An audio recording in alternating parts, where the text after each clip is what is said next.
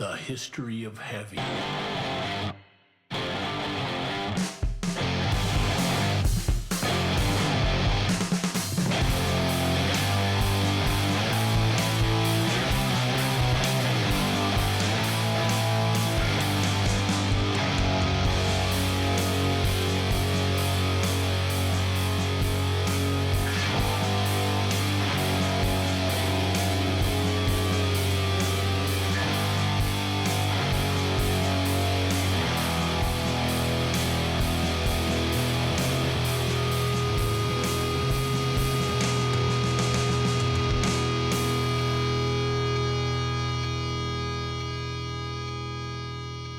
Hello and welcome to episode 8 of the History of Heavy podcast. This is the show that traces the chronology of heavy music song by song across genres.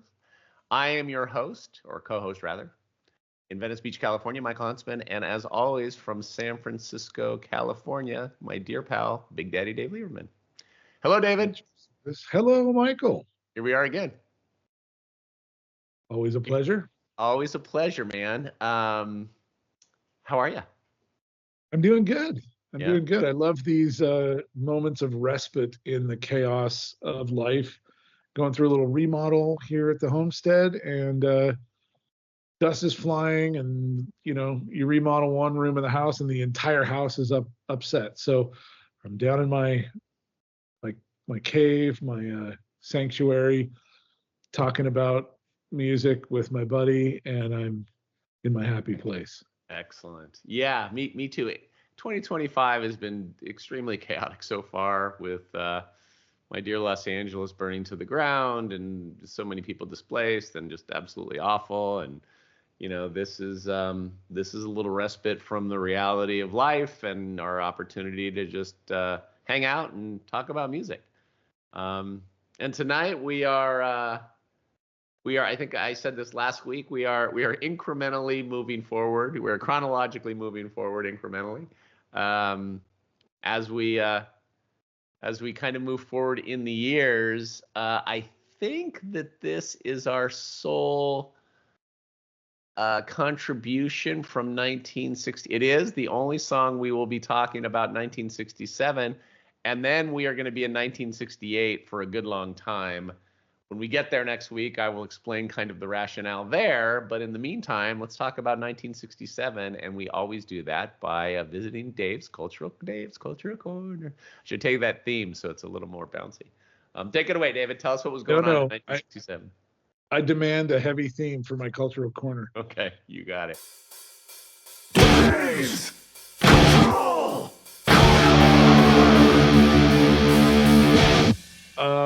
Okay, we're going to do 1 year. The last couple episodes were split between 2 years, so we had a little. Give me a moment here. January 15th, Louis Leakey announces the discovery of pre-human fossils in Kenya.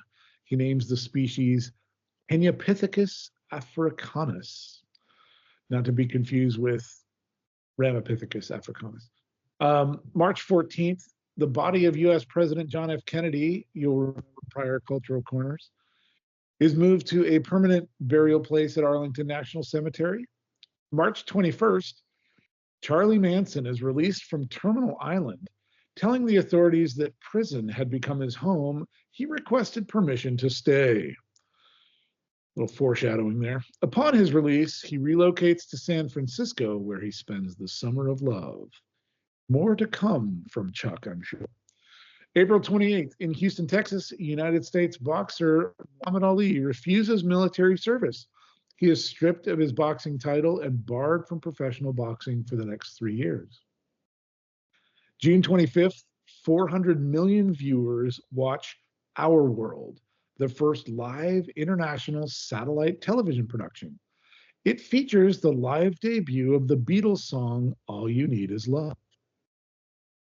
A month later, 2 weeks later, July 7th, All You Need Is Love is released in the UK. September 3rd at 5 a.m. local time, all road traffic in Sweden switches from left-hand traffic pattern to right-hand. There's some great photos online of the chaos that ensued. September 17th, Jim Morrison and the Doors defy CBS censors on the Ed Sullivan Show when Morrison sings the word higher from their number one hit, Light My Fire, despite having been asked not to. Folks, 1967, the word higher is the hill we're going to die on. October 8th, guerrilla leader Che Guevara, you'll remember him from T-shirt fame, and his men are captured in Bolivia. They are executed the following day. October 16th, 39 people, including singer-activist Joan Baez, are arrested in Oakland, California for blocking an entrance of that city's military induction center. November 20th, the population clock of the United States Census Bureau records the U.S. population at 200 million people at 11:03 a.m. Washington, D.C. time. November 27th, the Beatles release Magical Mystery Tour in the U.S. as a full album. The songs added to the original 6 songs of the double EP include All You Need Is Love, Penny Lane, Strawberry Fields Forever, Baby You're a Rich Man, and Hello Goodbye. Release as a double EP will not take place in the UK until December. December 8th is when that happens. Magical Mystery Tour is released as a double EP in the UK, while the only psychedelic rock album by the Rolling Stones, Their Satanic Majesty's Request, is released in the UK and in the US. December 12th, Guess Who's Coming to Dinner, one of the seminal race relation films of the 1960s, is released in theaters. And December 31st, New Year's Eve, motorcycle daredevil Evel Knievel attempts to jump 141 feet over the Caesars Palace fountains on the Las Vegas Strip in the United States. Knievel crashes on landing, and the accident is caught on film. That's where we are, folks. The thing I skipped is all the Vietnam War stuff going on, which is like dominating the headlines.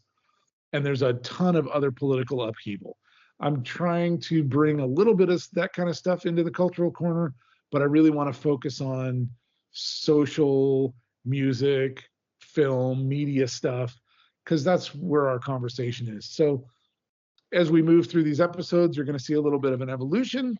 And this is kind of the adolescence of Cultural Corner. Welcome to my teenage years.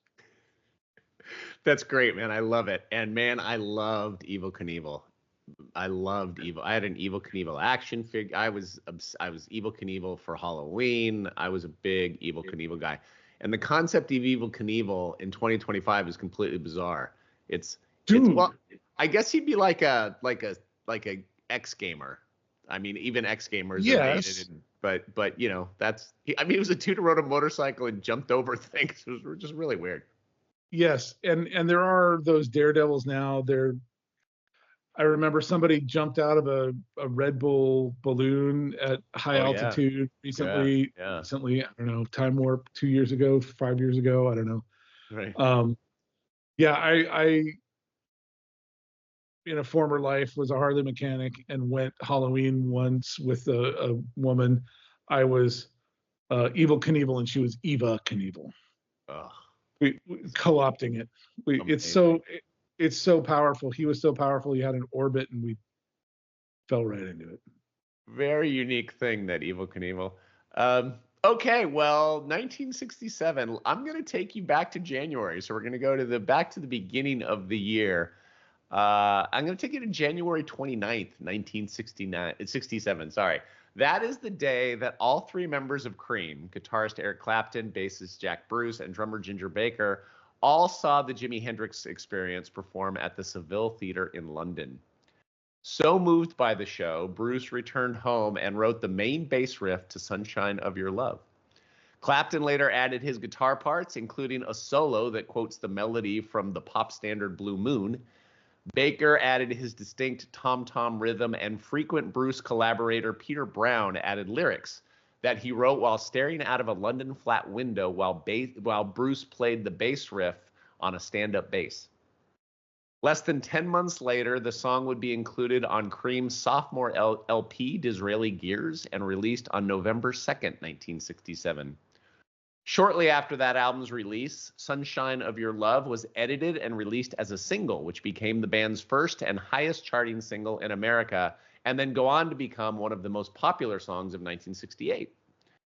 In 2004, the song ranked number 65 on Rolling Stone magazine's list of the 500 greatest songs of all time. In March 2005, Q magazine placed it at number 19 on their list of the 100 greatest guitar tracks ever. In 2009, VH1 included it at number 44 on its list of the top 100 hard rock songs, and it's included on the Rock and Roll Hall of Fame's list of the 500 songs that shaped rock and roll. Not only is Sunshine of Your Love Cream's most popular song, but notable to our discussion, it really was the accumulation of British musicians adapting blues into rock, and was definitively a precursor to Zeppelin and Sabbath, and ultimately heavy metal. And also, not for nothing, because I love them, Cream is the first three-piece, the first power trio, effectively, that we are talking about on the history of heavy. So, Dave, talk to me about Sunshine of Your Love. What's your relationship with this song? I'm going to say, and I want your reaction to this, I'm going to say that Sunshine of Your Love on episode 8 of the History of Heavy is the first song where I don't really need to ask you if the song is heavy. This song, to me, is probably the most clear example of a rock song being definitively heavy. But give me your take on that and tell me about your history with Cream. Yeah, I agree with that statement. Up until this point, we have been laying the foundation for this house we're going to build. Mm-hmm. Sunshine of Your Love is the framing. We have now put the framing on the first floor. It's clearly heavy. It's heavy on its face. It's heavy when you unpack it. I love this song. I've had a long relationship with this song. I heard this song in my early teen years when I was just kind of coming online to music, and hit me like a ton of bricks, pulled me right in. This is what I wanted to listen to for the rest of my life, kind of thing, and have been chasing that dragon ever since. I think it's a great song on a bunch of levels, and I really like it. Is it heavy? Absolutely. Part of that comes from being a power trio, which you just mentioned, and I'm so glad you introduced that, because I was going to bring up that that's something that I really like and appreciate about this song. I'm a big fan of trios and power trios because you're distilling it to the real basic elements. And like in jazz, I really like rhythm trios because it's just a piano, bass, and drums, and you get this tapestry of texture and sound. And when a drummer plays the drums like an instrument, the way Art Blakey does and the way Neil Peart does, it just moves something deep inside. But back to the topic at hand, Sunshine of Your Love, absolutely super heavy, iconic riff, great bass. And in this one, the vocals, I think, are heavy in a different way than they had been in the past in other songs we've talked about, because of their clarity. And they have a power and a weight because they are clean. Mm-hmm. It's just another, in jazz and in song, the voice, the vocals are referred to as a voice, and instruments are referred to as a voice. And so this is a place where the vocals are an instrument. This is a heavy song. This belongs in our conversation. I like this song. Ready, go. The voice as an instrument will become an increasingly interesting topic as we get into death metal and drone and a lot of stuff where lyrics are indecipherable, but that's all well into the future of the show. You said you love this song. Do you love Cream or just this song? I do. There's other songs, Crossroads. Tales of Brave Ulysses rules. I love that song. Tales of Brave Ulysses. Yeah, I do. And I had a moment where I really connected with them, but it was so long ago and so much has happened since, and I haven't really gone back, that hearing this song for this podcast episode just reminded me how much there is there, and that I want to go back and spend more time there. Mm-hmm. It reminded me of that too. We did an episode on the Stones. We've talked about the Stones since that episode a couple of times, and your active dislike for the Rolling Stones primarily due to their fan base. My relationship with Cream changed dramatically in the 1980s as my dislike for Eric Clapton's solo music grew, that I haven't been able to come back from. I love the Yardbirds. I really liked Derek and the Dominoes. Cream was great. Blind Faith was really good. Like, I like a lot of his stuff from the 60s and the 70s. Even his early 70s solo stuff was great. But the 80s MTV Clapton was so fucking bad. I hate it so much. It's almost like what Paul Simon did with Graceland, which I despise, to my love of Simon and Garfunkel, which I've long recovered from. But I'm glad we're talking about Cream tonight, and that I had the assignment of listening to this song and listening to Cream over the last week or so, because I had completely abandoned this band because of how I began to feel about Eric Clapton. Which, for that to color my opinion of this band, who are great. I mean, Ginger Baker, forget it. Yeah. Dude is unreal. They were Rush before Rush. Right. And I love that they saw one of the greatest three pieces of all time, the Jimi Hendrix Experience, to be inspired to do this. Last week, Mitch Mitchell, the bass player of the Experience, a ripping bass player. Noel Redding, an incredible drummer too. But the fact that Jack Bruce wrote the riff on bass, and the bass, again, like last week when we talked about the 13th Floor Elevators and You're Gonna Miss Me, the bass is really the thing that makes this song heavy. And you can see where Geezer Butler is just kind of leaning forward and going, okay, yeah, this is what we're about to really take to the next level. Yes. And you said it before, the riff,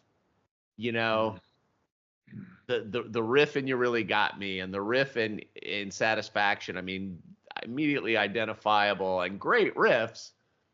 But when you think about the heaviness of the riff, that would become, what Sabbath would do and what Judas Priest would do and what Metallica would do, and all these bands where when you think about the riff, capital R, the riff, Sunshine of Your Love is a perfect example of that. Very simple, very straightforward, and as fucking effective as anything. It's just, it's great. Yeah, and what you get when you have a riff and a power trio is no noise. There's nothing else in the way of that riff. It's on display. And I love how it, like, at the end of the riff, there's a high note from the guitar that interplays and juxtaposes with the depth of that bass, just to give you a little English on it. Put a little English on it. It's just great. And I want to just echo everything you said about Clapton. Not a Clapton fan, right? Derek and the Dominoes. I'm not familiar with Blind Faith. Cream, all yes. Not into Clapton musically, and on a personal, political, social thing, he said some stuff that just is really off-putting to me. And like in this time that we're in, we've had to learn how to separate the art from the artist, because every time we look at artists, we find that they're human beings and flawed, right? I'll put it that way. So I've kind of stopped looking at the artist and really focused on the art. But here's another one where the art of this artist in the later art that he puts out doesn't connect with me. And more than it doesn't connect with me, it is off-putting, right? Like there's the I don't like it and there's the I dislike it. And this is his later stuff I dislike. It's that whole 80s MTV stuff. And the 80s were bad for a lot of artists, like let's face it. But in the context of this song, yeah, not into it. But when you've got a power trio and a hold on, riff, hold on. you've got some chemistry. Yes, I don't want to lose the thread of the art versus the artist. This is how fucked up I am. I love Ted Nugent. I love Ted Nugent. We will be talking about Ted Nugent. I think his music is incredible. I grew up listening to his music. To this day, I listen to him. I probably listen to Ted Nugent, at least a Ted Nugent song every week. Like seriously, I love Ted Nugent. I hate every single thing he stands for. But I love his music, so I'm going to forgive his bad opinion. Eric Clapton, who also has some opinions that I don't care for, I could let those slide, but the crime is your music's awful. So fuck you. Fuck you, Eric Clapton. You suck, buddy. I'm never going to listen to Cream again because you put out some really bad acoustic records in the 80s. Ted Nugent, come on, baby. Stranglehold. Let's go. Yeah. You know, it's ridiculous. It's ridiculous. It is ridiculous because it isn't happening in your head. It's happening in your butt. You know, it's happening in your gut, somewhere in your digestive tract is where music hits you and where heavy music lives. So no, it doesn't make sense. And yes, it's perfectly acceptable. Right. Thank you. Yes, you're right. You're right. So each week we generally talk about kind of genre and what genre we think a song. And last week we had a kind of an interesting conversation about the elevators, you know, garage rock versus psychedelic rock and where the line is drawn and which drugs are associated with each genre and whatever. What would you call Cream? Okay, so it's not garage rock. It's too clean for that. It's not psychedelic. Nope. Cream is blues, but it's electric blues. It's heavy electric blues. This is what I'm drawn to from Black Sabbath. This is what I'm drawn to in ZZ Top. ZZ Top has a huge discography that mimics this conversation. A lot of their stuff in the 80s is like, what are you doing? I don't connect with it. But their early body of work is electric blues, and man, it rocks in only a way that a power trio doing blues can. And we can talk about this interplay between these, you know, this Venn diagram intersection, because there is one. Even though there's a huge portion that lives outside of that intersection is strong and bright. And it's heavy. Yeah. It's heavy. But this is electric blues.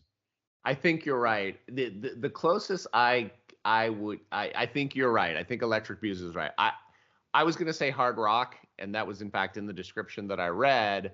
But I don't think it is hard rock. I think Zeppelin is hard rock, and we're not quite to hard rock yet. So I think you're right. I think it's electric blues. You know, the other term, I was just looking about how they're classified on Wikipedia, and it says psychedelic rock, and it says blues, and it says hard rock. The other term it has, which I don't think applies, but I've always been fascinated by since I was a little kid, and that is acid rock. And if I hate that term. I love it. And you know why I love it is because when I was a little kid, all I cared about in the whole world was Kiss for what seemed like decades, but it was probably, 3 years. I loved Kiss. The first album I ever owned, the first band I ever saw in concert, like Kiss was my world. And they were described as acid rock. And I had no concept of what acid rock meant. And I always, since I was literally 10 years old, I thought, I didn't have it. There was zero drug connection with it to me. To me, it meant, I think it meant like acid, like that would melt your face kind of thing. So I thought it was this really cool term. And so when I hear acid rock, I think of like grimy and like Alice Cooper, which is wrong. That is not acid rock, because if I'm looking at a list of acid rock bands right now, the first band on the list is the 13th Floor Elevator. Actually, Alice Cooper is on this list. But Deep Purple and the Doors and the Grateful Dead and Hawkwind and Iron Butterfly and Jefferson Airplane and the Jimi Hendrix Experience. So it's a pretty broad net. But again, I don't think we're there yet. I think electric blues is the right description. I think it's the right description. I always push against the blues for some reason, even though so much of the music that I love is definitively blues based. And I think I associate a storytelling and a bit of whining, for lack of a better word, and I didn't want to use that word, but it's the best word that I can think of. When I think of the blues, it sounds a little whiny to me. That is not how Black Sabbath sounds. That is not how Cream sounds. So the electric part of the blues, as it relates to this conversation, is what I think is interesting. It is playing those blues scales with distortion and an aggression that is in the soul of blues, certainly, but sonically was not part of blues, And I love old, like Mississippi Delta blues, but blues became the 80s really fucked me up, because what these things became in the 80s was, it's so bad. Yeah. No, it was bad. It was a bad time. I really want to walk this path for a little bit. The thing I don't like about the term acid rock is that it is so undefined and it gets applied willy-nilly in ways I don't agree with. So that's why I don't like it, because sometimes it gets used as LSD acid and sometimes it gets used as acidic, and like there's no consistency there, and so I just think it's I just it means nothing. Yeah, it means nothing. Thank you. So I don't like it. About the blues, I really agree with you there. There's something that I dislike about blues standards, and it is this, that some blues standards have this chord progression and this outlined structure that is intentional so that you can play with the solo, but you can connect with a standard. And the complaining or the whining that you're talking about is totally blues. It is a format of like, I'm bitching about this thing. Poor me, right? Which is fine, because that is its home. That's fine. You've got the blues. You're down. Well, and that complaining when the blues was born was totally legit.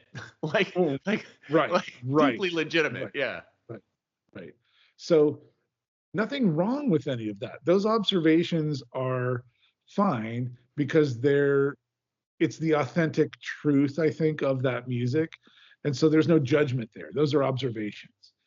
Where the connection comes is electrifying the blues, and having that distortion takes it from like whining and makes it more assertive attitude.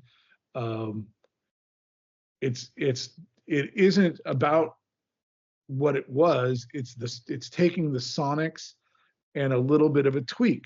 So it's the thing that I like about electric blues that Cream brings in this song and that Black Sabbath lives its life in is the chord structure and outline of blues that isn't so harmonic.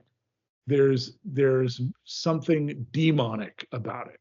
This song feels naughty a little bit, evil a little bit, dark a little bit.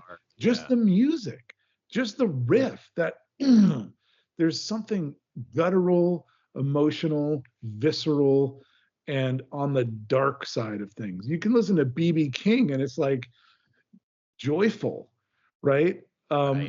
This is not joyful. It's, but in a way that isn't derogatory. It isn't violent. You know, it's just this like little bit of darkness. This is dark chocolate. This is not milk chocolate. Yeah. Well said. That there's two parts to this song, and if it feels like we're kind of agreeing, like, okay, we're really kicking off heavy here on episode 8 when we're talking about Cream. The two things about this song that are notable to me. One is the simplicity of the song. All three world-class musicians in this band. The song itself, pretty simple. They're not playing a ton of notes, as you know. It's not John Coltrane's Ascension when he's playing all the notes. They're playing all the notes.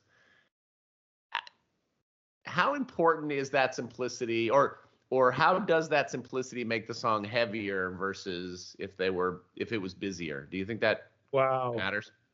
Yes, and so glad that you brought this into the discussion.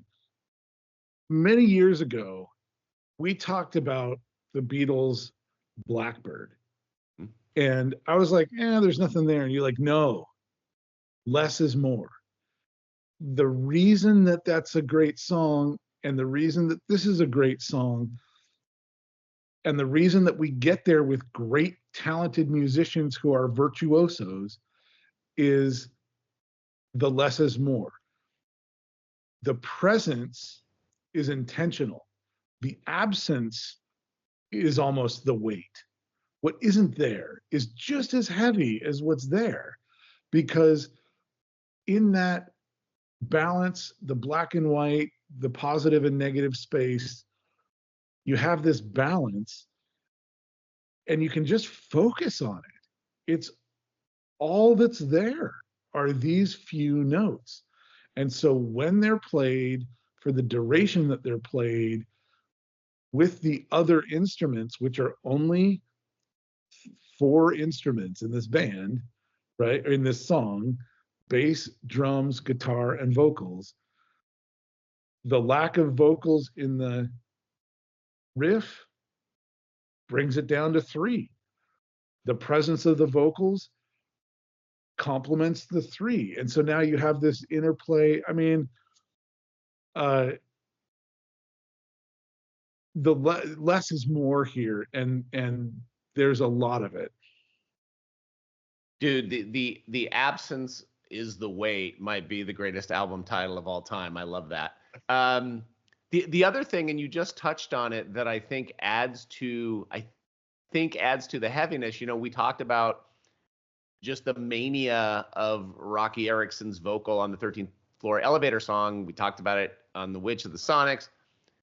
Jack Bruce sings this song so, or maybe it's Clapton singing, so No, Jack. Calmly. You know, I'm with you, my love. You know, it's so, there's a calmness and a kind of an ease with which the vocal is sung that to me feels like it makes it heavier. It's like what Al Cisneros would do with Sleep, you know, decades later, where where those are some of the heaviest tunes ever written.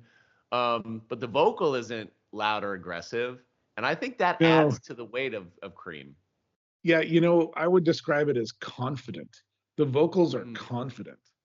It is very clear, very clean, and very narrow. There is not distortion in the vocals. There's not virtuosity in the vocals. It's confident, straight ahead. This is what I'm saying. This is how I'm saying it. And this is the sound of me saying it. Yeah, it's and I think it's, despite my disdain for latter Eric Clapton, it's why, kids in London in the 60s were spray painting Clapton is God on subway tunnels, because he was an incredibly gifted guitar player, but he knew what to play when. He wasn't flashy, he wasn't busy, he was super tasteful, and I think that's the guitar very much complements the bass, and the bass again is very simply and just heavy as fuck. So there's one other thing I want to bring into this before we close is the sheer volume of cover bands, of covers of this song, not cover bands, but covers of this song by the sheer breadth of bands. I'm just going to run through some of them real quick. We've got Ozzy Osbourne, Jimi Hendrix, the Kingston Trio, Santana and Rob Thomas in that later Santana, Lou Rawls. There were Ella Fitzgerald, Funkadelic, Living Color. Ooh, I never heard that Funkadelic cover. That's probably dude, great. It's crazy. This one from Spanky Wilson, I never heard of her. Ooh, it's sassy. It's so good. Spanky Wilson. Stevie Wonder. There was one that was Everclear. There was like a Tupac, Roger, Dr. Dre. Oh no, that's California Love, excuse me. There was one like Martin, Medeski, and Wood did one, but it was with, here it is, Medeski, Schofield, Martin, and Wood. Like the Goo Goo Dolls, Bobby McFerrin. Everybody has covered this song because the song speaks to everybody. Yeah. It's a jam.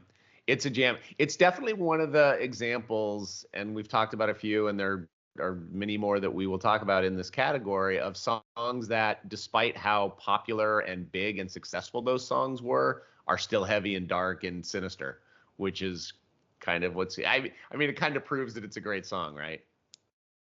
It does. It's part of the subculture and part of the overculture, which is a feat for sure. Anything else on Cream or Sunshine of Your Love before we call it? Maybe the first song I learned on guitar because it's power chords and it's that, right? It's the song that you can learn on guitar in 5 minutes. Yep. And then spend the rest of your life coming back to those few chords and pretend that you know what you're doing. And like, you can know enough about what you're doing to play that song and never leave that song and be like, yeah, I can play enough. I can play guitar. Yeah, it's that and Smoke on the Water and Iron Man. Yeah, there's a handful that are the go-to for sure. Well, I had no idea you would have, although it makes sense, particularly as soon as you said Electric Blues, that I should have expected that you love this song as much as you do. But a little surprised you had such a strong reaction. I'm glad. It's going to make for an interesting song v song tonight. Every week we pit last week's champion against this week. We've each carried The Witch by the Sonics as our champion for 4 episodes. But what do you say tonight, Dave? The Witch, which is a song that you weren't familiar with, against a song you have long loved, Sunshine of Your Love. What do you got? We have a new champion, folks. Okay. Sunshine of Your Love is my new song champion.